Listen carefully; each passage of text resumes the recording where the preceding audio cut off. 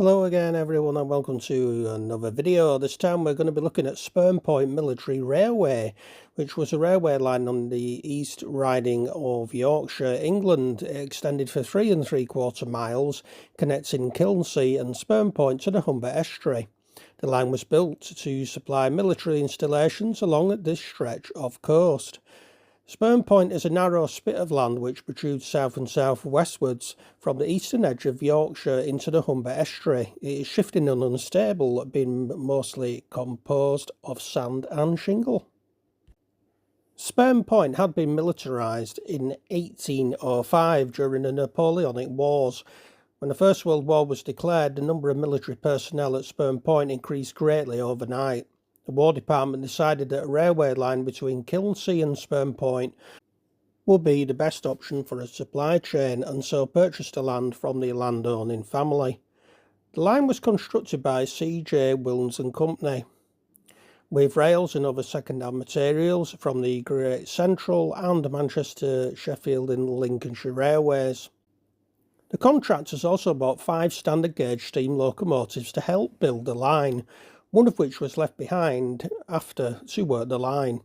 It opened in 1915 with the rails extending onto the jetty at Spurn Point. Transshipment of goods and materials from boats would then supply the fortifications and batteries along the stretch of railway up to Kilnsea. Rail transport was chosen as the roads in the area were narrow and twisting, and supplies could easily be delivered by boat to the jetty. Whilst the jetty was only constructed to serve the railway building efforts, when the contractors left the War Department took over too and left it in situ. Most trains were operated by small locomotives, but some diesel and petrol rail cars were used too, especially after the only resident locomotive, Kenyon, a Vulcan foundry-built engine, was scrapped in 1929. Local people who lived on the point used wind power to sail small homemade bogie wagons up and down the railway, with some notable crashes off the rails and into trains coming the other way. I'm not surprised. The railway was also home to an adapted Itala racing car with flanged wheels, which was capable of doing 60 miles per hour. The line on occasion transported guns, with at least one incident when the train broke down at the narrowest point and the train was buffeted by the Humber on one side and the North Sea on the other.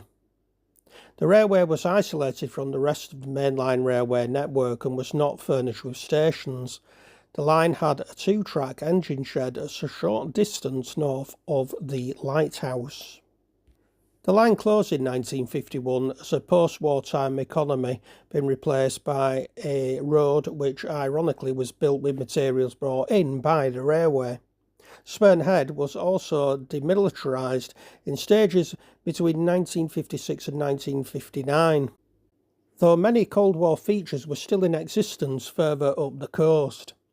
Apart from some small sections of rail sunk into the tarmac and concrete, very little is left to show that this railway ever existed. The small sections, with rails embedded into them, misaligned with the storms that batter the headland. This is what makes the remains of the railway look as if it was heading straight into the water. Materials from the former road in the washover area, military and residential buildings, and the railway are placed across parts of Spurn Head. These are used to reinforce parts around the washover section. And there we go folks, there is the end of the video on the Spurn Point Military Railway. I do hope you have enjoyed it. If you have, please give it a like, give it a share and subscribe should you wish. Also click on the notification button to never miss a video, and thank you so much for your support when watching my video. And until the next video, take care of yourselves and goodbye for now.